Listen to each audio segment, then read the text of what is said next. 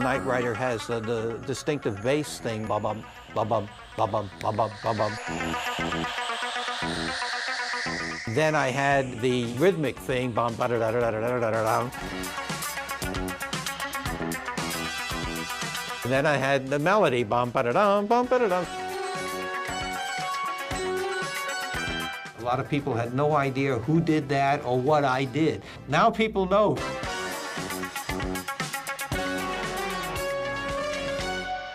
Do you know what I'd really like to do? Nope. But I got a feeling you're going to tell me. Dun, dun, dun, dun, dun. Every time you heard that theme, people would run to their television sets. It was different. It was the first one that was really a synthesizer main title. Knight Rider was tracked by the film editor or somebody, I don't know. I always assume the film editor because he's the one who walks in with this and says, oh, look what I found. Perhaps it was somebody else. A German piece of synthesizer music. He put this little piece in and it seemed to work with the image of the car. And they tried to buy it.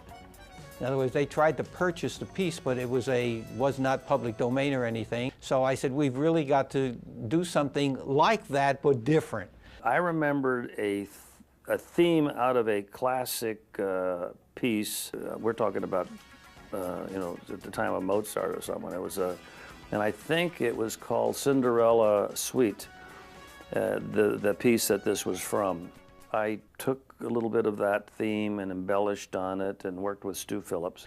And Glenn sat with me. We sat in an office down in Universal, with the little piano there, and we talked over a whole bunch of ideas of how to do it. And we collaborated for a bit on it, and he listened and he said, yeah, okay, but I want to, you know, make sure we get that sound. Well, what we ended up with is nothing like that piece of German synth music. The hope was to do something original, something maybe that was going to be fresh and new. I did not have a great deal of knowledge about synthesizers. So I found 3 synthesizer players who did, and I hired all 3 of them.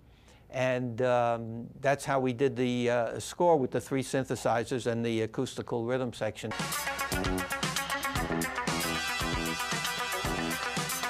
It was a new thing on television at that point, having a main title that ran over a minute. I mean, generally, main titles were a lot shorter. Networks are very superstitious about themes.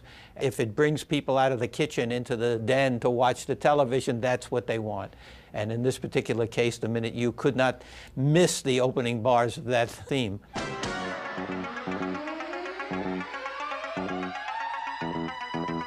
If you're familiar with the pilot, after he gets shot and dies and gets transported to this island and the mansion and everything else, the Knight Rider theme does not play. So there's a whole complete piece of music written over that with a very, what I call a plaintive type of theme playing.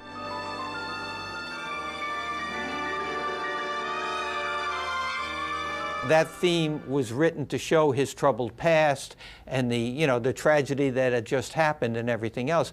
I never played the Knight Rider theme until the car is actually uncovered. I recognize the more rudimentary controls such as the accelerator, Devin. I do know how to drive. I am among a rare few that actually make attempts to use the theme throughout the show. I always try to have various elements.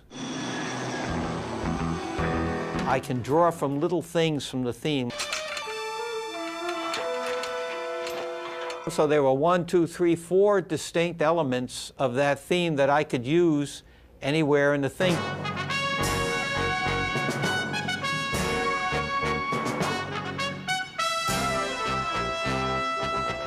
Secondly, Glenn Lawson's style, one of his styles of producing anything, is always to have a bit of humor in everything he does. He always likes that little sense of humor, that little touch of irony. So many of these serious cues, if you listen to them, always end with da-da-bum-bum-bum.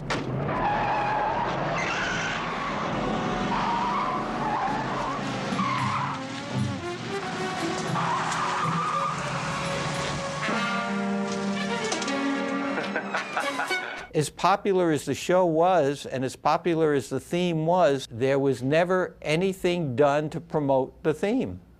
Until 20-some-odd years later, now, all of a sudden, everybody wants to do this. There are 3 hit rap records that were out. The latest one was an Indian Punjabi MC and Jay-Z of Knight Rider, plus Busta Rhymes and Timbaland and Magoo. Those are almost 4 or 5 years ago.